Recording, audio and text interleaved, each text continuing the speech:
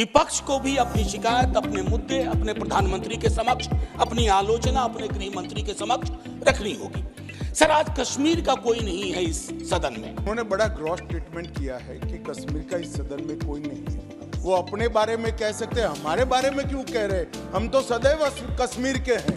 इस देश का कश्मीर से लेकर कन्याकुमारी और द्वारका से लेकर नॉर्थ ईस्ट तक हर व्यक्ति का कश्मीर है और हर कश्मीरी का देश है। कि खामोशी शांति का पर्याय नहीं होती है। शांति के लिए न्याय चाहिए, वो उतना ही कश्मीर के लिए दुरुस्त है जितना मणिपुर के लिए। प्रोफेसर मनोज कुमार झा।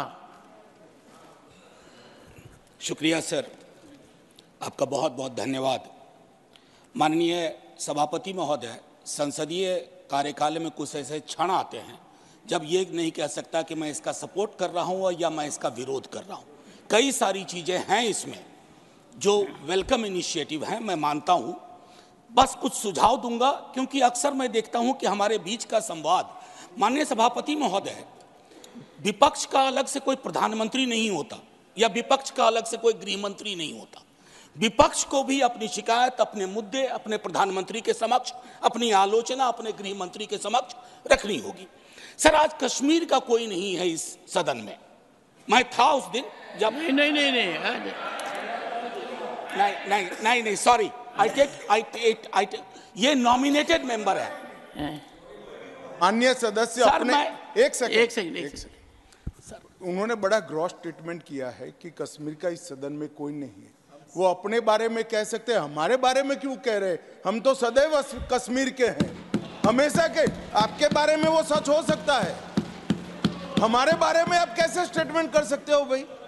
आप कह दो मैं कश्मीर का नहीं हूं, कश्मीर के लिए नहीं हूं, मगर मैं इस देश का कश्मीर से लेकर कन्याकुमारी और द्वारका से लेकर नॉर्थ ईस्ट तक हर व्यक्ति का कश्मीर है और हर कश्मीरी का देश है। क्या बात कर रहे हैं आप? माननीय सभापति महोदय, सदन की एक व्यवस्था के तहत मैंने ये बात कही थी। वो नॉमिनेटेड मेंबर है, मैं जानता हूँ। माननीय गृह मंत्री जी ने दूसरी बात कही है। सर, मैं समझ गया। सर, या तो मुझे बात कहने दी जाए। मैं ये कह रहा था कि जैसे मैं बिहार से चुन के आता हूँ, उस संदर्भ में मैंने ये बात कही थी। देश तो सबका है सर, तिरंगा यहाँ कहीं किसी से छोटा नहीं है सर। मैं सिर्फ इतना कहना चाहता था। माननीय सभापति महोदय, इसमें बहुत अच्छी चीजें, जैसा मैंने शुरू में ही कहा कि विरोध के लिए विरोध करूं ये उचित नहीं है। माननीय सभापति महोदय, महत्वपूर्ण है कि जब हम ये कहते हैं कि ये नॉमिनेशन होंगे, पहले तो मैं तारीफ करूं कि अंडर प्रिविलेज्ड के बदले एक शब्द जो कि कॉन्स्टिट्यूशनली वैलिड टर्म है, अदर बैकवर्ड क्लासेस, आपने उसका इस्तेमाल किया, तारीफ के काबिल।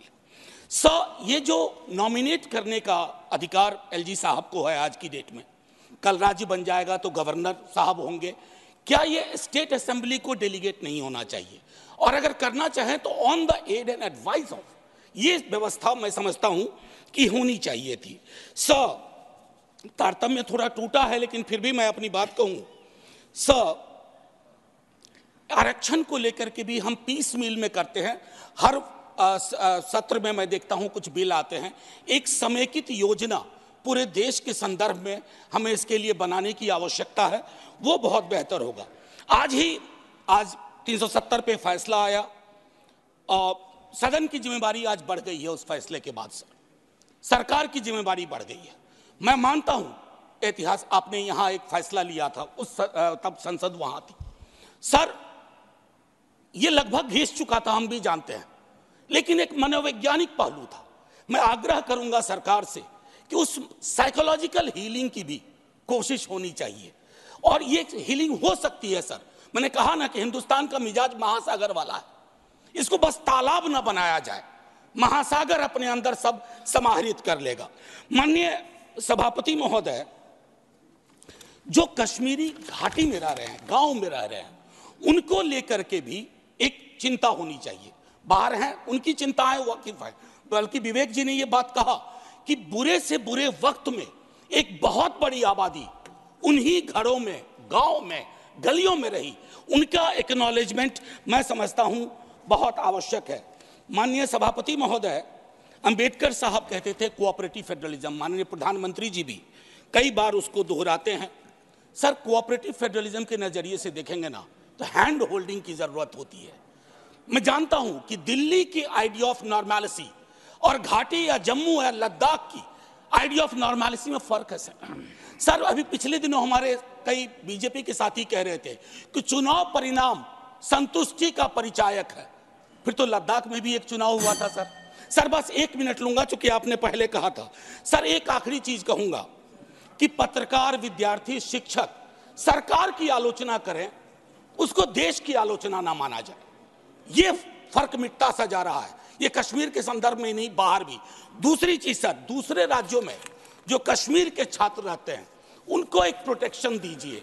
और आखिरी चीज कहूंगा सर, बड़ी पीड़ा के साथ, कि खामोशी शांति का पर्याय नहीं होती है। शांति के लिए न्याय चाहिए, वो उतना ही कश्मीर के लिए दुरुस्त है जितना मणिपुर के लिए। जय हिंद सर।